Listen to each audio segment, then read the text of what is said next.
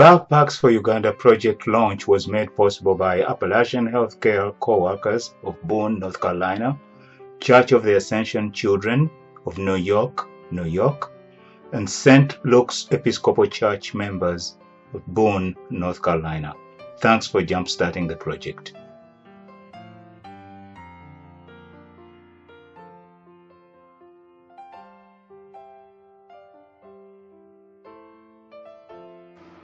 This is Michael Magala. And I am Edith Mubanda. Our organization is called Trustlines Development Network.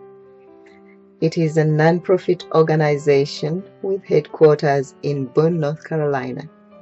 We are on our way to Ajija, a village in Moikwe district, 36 miles east of Kampala.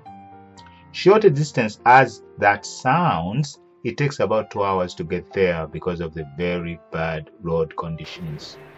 We are about to launch one of our projects called Backpacks for Uganda. The mission for Trustlines is to advocate, foster, and promote engaging projects.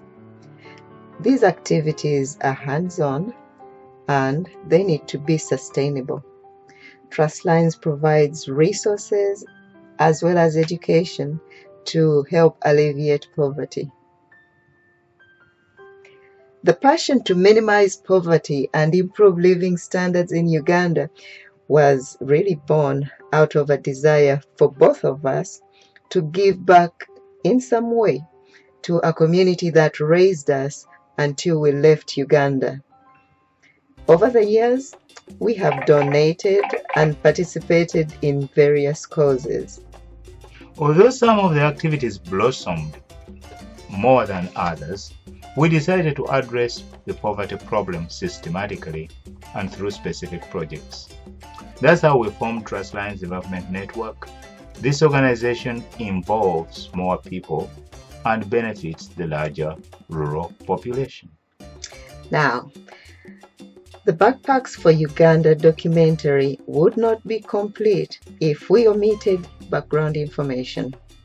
We'll give you some statistics, talk about the area, present personal stories of some of the children and families, how they live, what they do, and then we'll get to the project.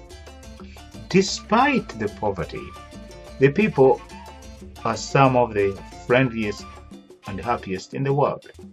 Multiple reports indicate that 84% of the Ugandan population lives in rural areas. Although Uganda is beautiful and fertile, 67% of the population lives in abject poverty and is highly vulnerable. In the central region alone, 56% of rural children aged 0 to 4 years old experience multiple deprivations. The Ugandan government spends roughly $300 million, $300 million every year on universal primary education, or UPE. Even then, parents are still responsible for about 1/2 of the tuition, and the burden of that cost on parents is enormous. Now, the parents we talk to really question the quality of the education that is provided by universal primary education, and so they opt to take their children to private schools despite the cost. The average monthly income for well-to-do families in rural areas is about $63 for an average family size of 5. Most rural families derive their income from agriculture and fisheries, petty trade in crafts, selling produce, used clothes, and other basic needs in the local markets. Given that tuition is about $73 per term would be the equivalent of the semester, just one term, to educate a nursery level child, the monthly income of $63 is not enough to pay one child's tuition, let alone meet any other family needs. And remember, as the children get older, school and tuition needs increase from $63 for kindergarteners to about $120 per term for 7th graders. This is where Trustlines Development Network comes into the picture to address poverty. One way, among other things we do, is to work with schools in rural disadvantaged areas to implement the Backpacks for Uganda project. Meet Regan Matovu, 11 years old, and Kevin Katongole, 9 years old. Our local team of 5 arrived at our rural farm base on a Thursday evening to meet with Ajija village elders for guidance on selecting backpack recipients for Sunday. Regan and Kevin were hanging around with us under a tree where we were roasting chicken for supper. The boys were constantly and unhappily looking down while mumbling something to a respectable-looking leader working with us. We decided to get to know the boys better by engaging them in a conversation. And like other children in Uganda, Regan and Kevin are not used to having conversations with adults. They speak very softly and constantly look down or away from us. But it's not because they are camera shy. You will also see children kneeling as a sign of respect to grown-ups, either when they greet them, or when they say thank you, or address adults in any way. Later we'll get back to why Regan would not be easily cheered up. What we gleaned from Regan and Kevin was that they could tell us their names when asked in English, but were unable to respond to follow-up questions in English. Yet they seemed to understand what we were talking about.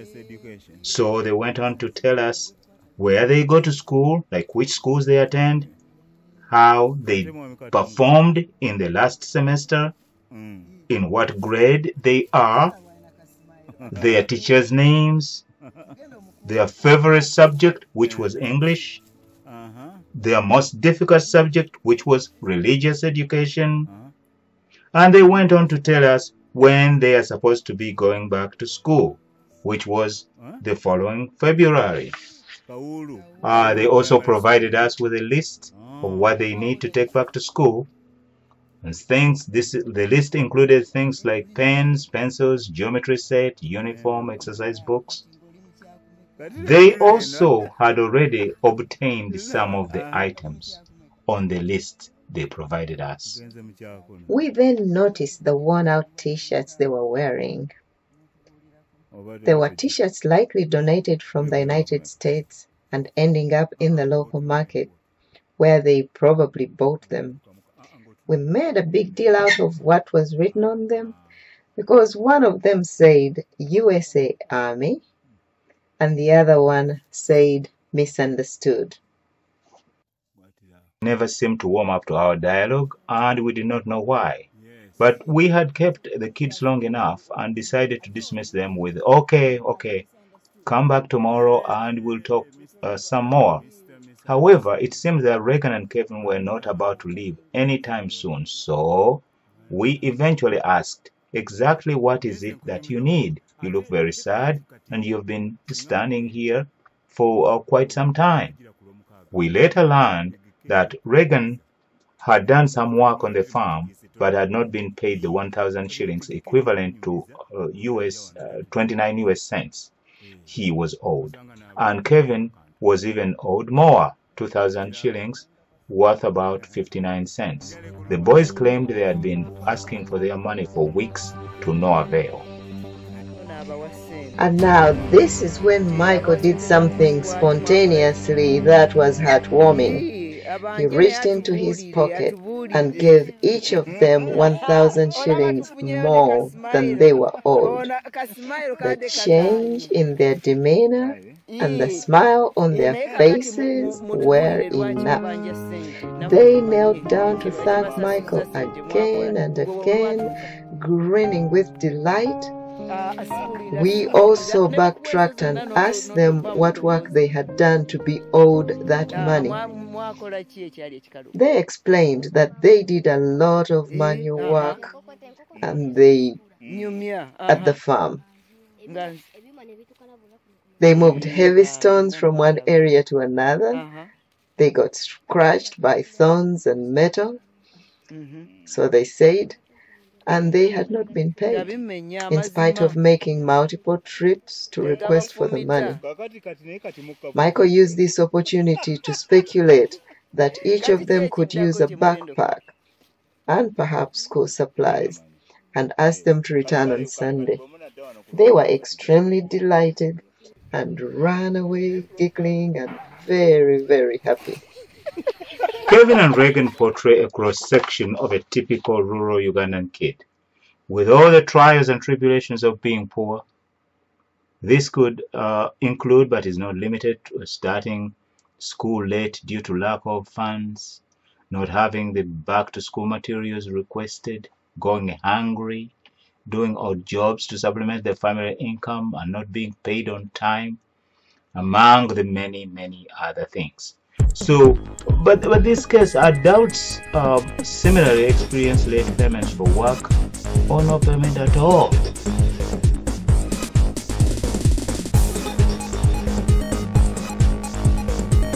Michael and I, along with our team of local coordinators, spent a good amount of time visiting village leaders and families of children who participated in the Backpacks program. We really wanted to see how they live, the challenges they face, and to get recommendations of which children needed our help the most. We talked to mothers and grandparents as they went about their daily chores. Some were still in their gardens, as were these ladies who were deciding which banana bunch to harvest for dinner. Others were preparing meals. Some children and grandchildren were grazing goats, others fetching water from the well, as grown-ups were busy with other chores.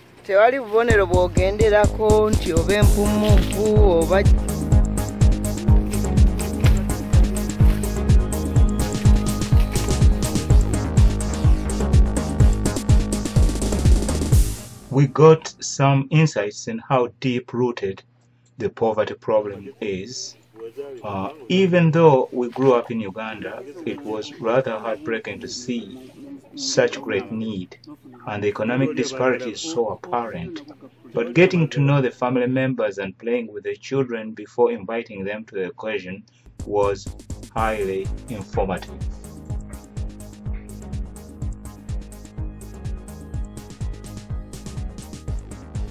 Juliet, a single mother of 4, depends on income from trading second-hand clothes in the market, rearing goats, and grows food to sell in the local market. She sold us the goat whose price was being negotiated by one of the village elders. We boosted Juliet's income by buying a goat from her for $48. At the same time, we were recruiting her children for the program. And the money we paid for the goat was actually enough to pay for tuition for a semester for 2 of her elementary school children. Now that was another smile that will forever be etched in our memories.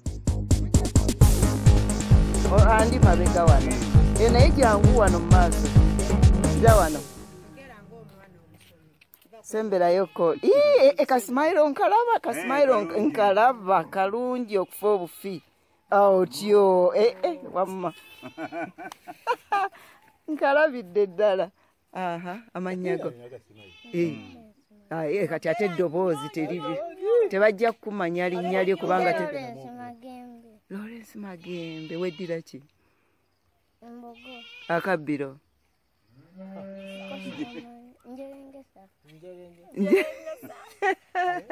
akosiba kaba mama kale tubireka oli mukyakumeka ogena mupiwo obadde muki obadde mu top ate ove ku topu ate ogende mu wano awo batodda wansi oba todda wansi kati weesunga kusoma ki mu P1 weesunga ki ky'onoosoma mu P1 kyolooza ekinanyuma ennyo siwulira akayimba wamma obwo bunyuma nange bunnyumira nnyo wamma kati omanyi be babeetagisa okutwala mu P1 kufaanana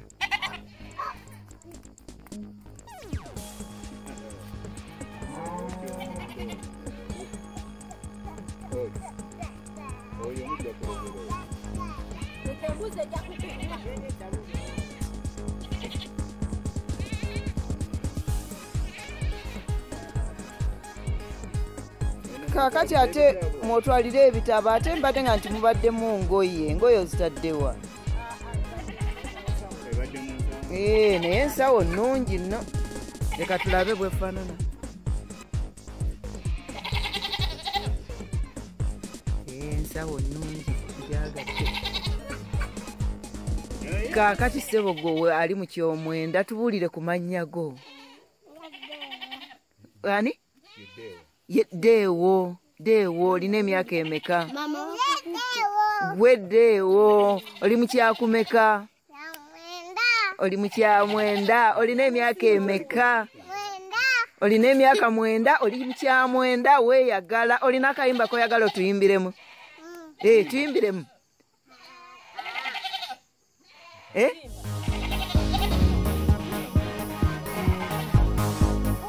Kale koogere.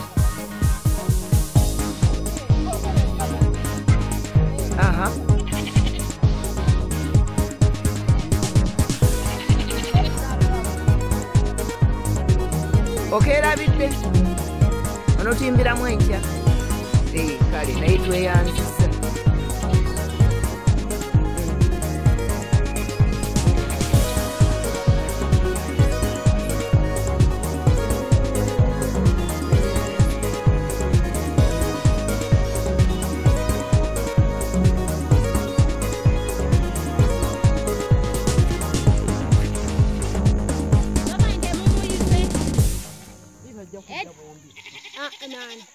nga mwanguwa bulala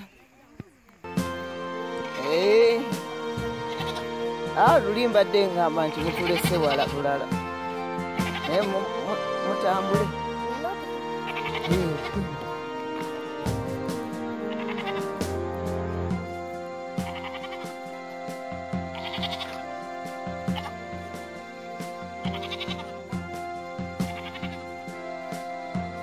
endoza kamalo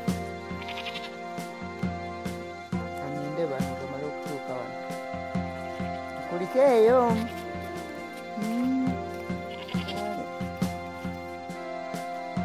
bali bazeewo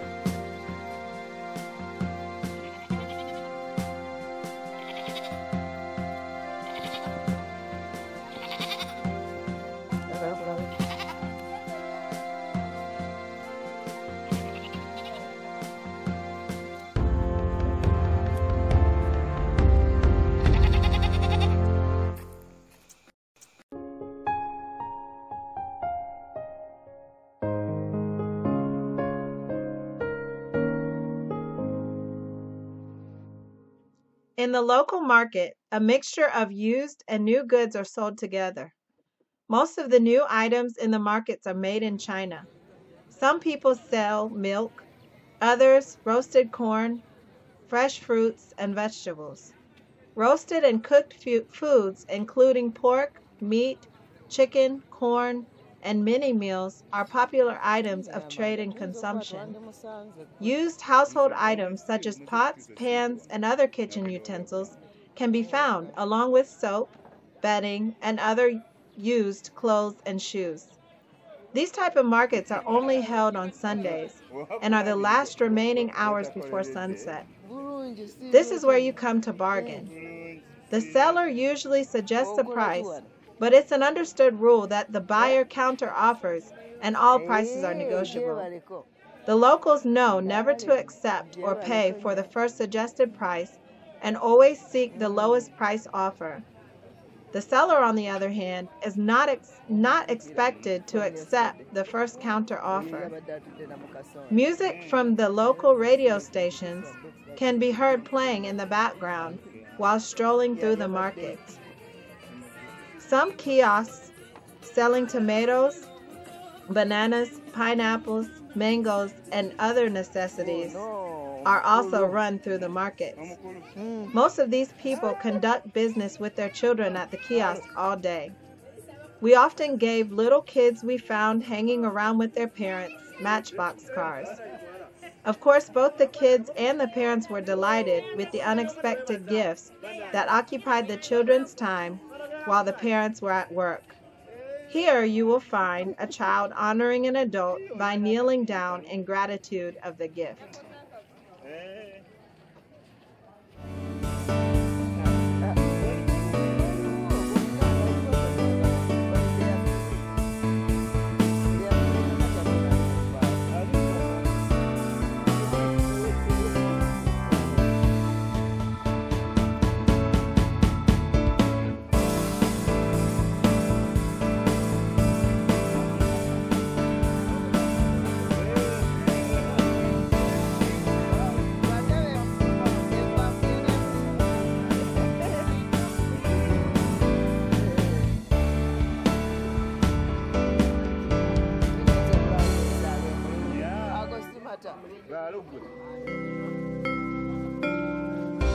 Children scheduled to participate in the Backpacks for Uganda project began arriving around lunchtime, somewhere between 12 and 1 p.m.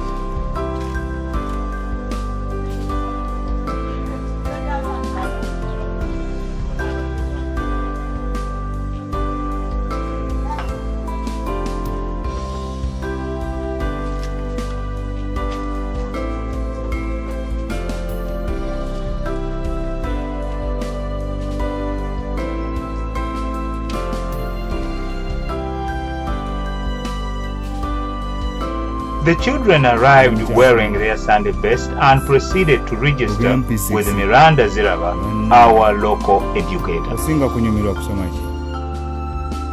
Mathwe. Obala,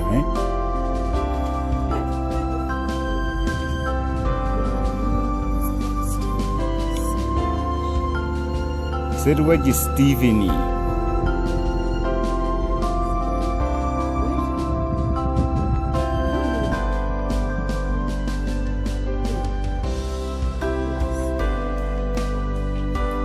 Kalekezi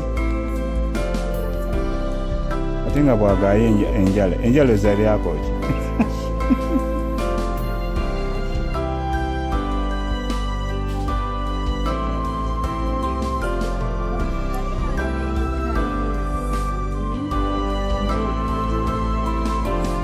kumugo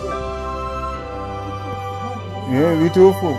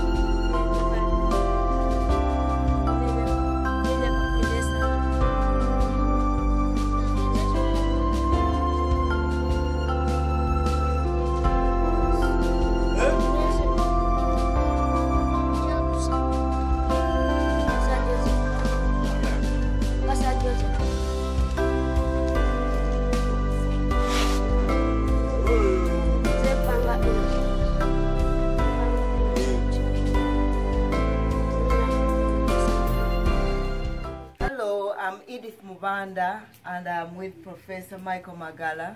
We are in Ajija, Buikwe district in Uganda, and we've come to see how we can work with local residents to start development projects that are sustainable and hands-on. And hands-on, that they can do themselves to improve standards of living, something that they can own, but that they can also participate in giving us advice in how to best start those projects and work on those projects so that they can help their families in the long run and not depend on other people to help them all the time.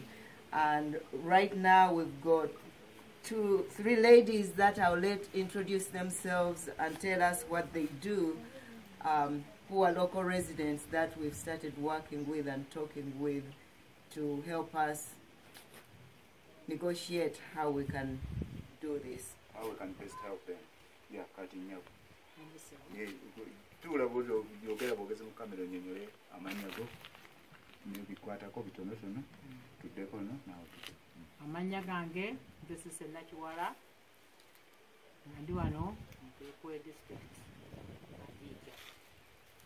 Emirimu gyange gya kulima n'okulunda awaka. Nfunamu obuyambi bwonna obunyamba awaka n'abaana bembi nabo. Amanya gange nze Juliet Namukasa, antula wano mu Buikwe district ekyalo Ajija. Omulimu gwange kulima, kwebezaawo n'abaana bange, nsobolako ne ku buntu obutonotono okusobola okuyambako awaka. Ebyo ebyange. Amanya gange Halima Nakisuule, ndi mukyala mutuuze mu Ajija era wenzaalibwa. Ndi mukyala mulimi omulunzi era okusinga ebiseera bino mbeera n'abazzukulu okusinga ne bannyambako aka mu kulima kwange n'okulunda. Egyo emirimu gyange gye nkola. And these are some of the children who have come to help us launch the project, and they're going to be very, very important in doing the work themselves and taking ownership of some of the projects.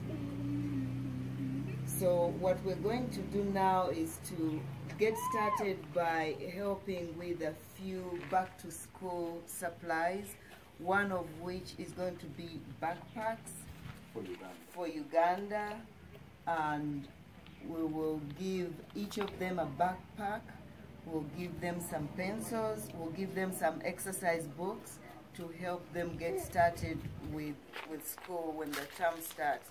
Now we won't be able to provide everything they need because they gave us a list of what they need to go back to school, but we'll just give them a little something to jumpstart them so that they can start school equipped with what they need. And they realize that it's very important to work hard in school, do well in school, so that they can get good jobs, or so they can come up with things for self-employment, to take care of their families as they get older. All right.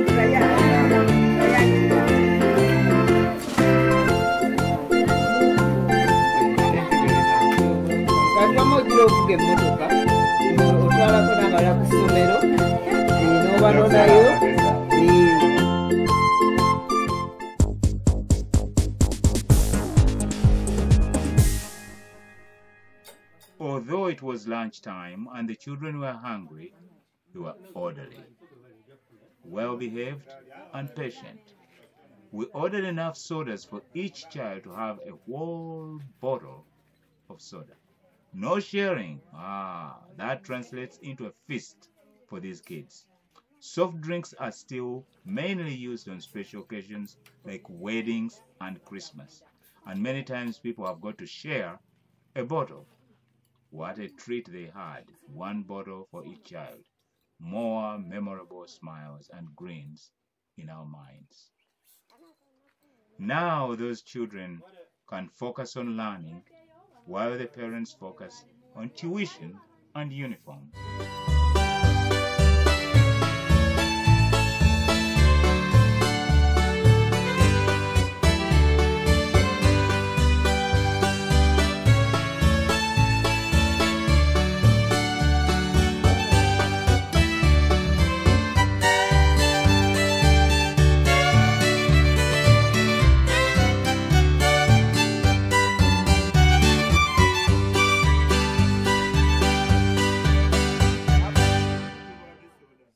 According to the 2015 Situation Analysis of Children in Uganda, published by UNICEF, the introduction of primary education in 1997 significantly increased access to primary education. Total enrollment increased from 3 million children in 1996 to 8.5 million children in 2014. This universal primary education was supposed to be free. However, parents were requested to contribute some fees. Otherwise, their children would be barred from attending the so-called free schools. The fees are prohibitive for the poor households we help and push children out of school, contributing to high rates of dropout. 52% of children drop out of school because of school uniforms, which cost about $25. 22% of children drop out because of books and school supplies, which account for about $15. And 21% of children drop out because of building funds, an equivalent of about $10. So,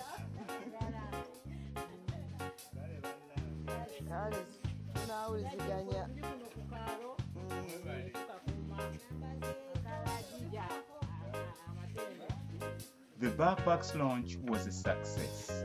Nevertheless, after handing out the backpacks, we realized that Kevin and Regan were not around. Yet we saw them at the beginning. We thought, that perhaps they felt out of place and left. Now, I think Regan and Kevin misunderstood what we invited them back for.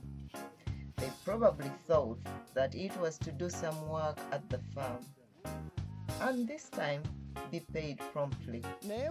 Yet what Michael had in mind was for them to participate in the Backpacks project. Even though there were many smiles of appreciation imprinted in our minds, we cannot get the faces of Regan and Kevin off our minds. We have questions like, What jobs are they doing now for extra cash? Are they in school? Do they want to be in school? The questions are endless.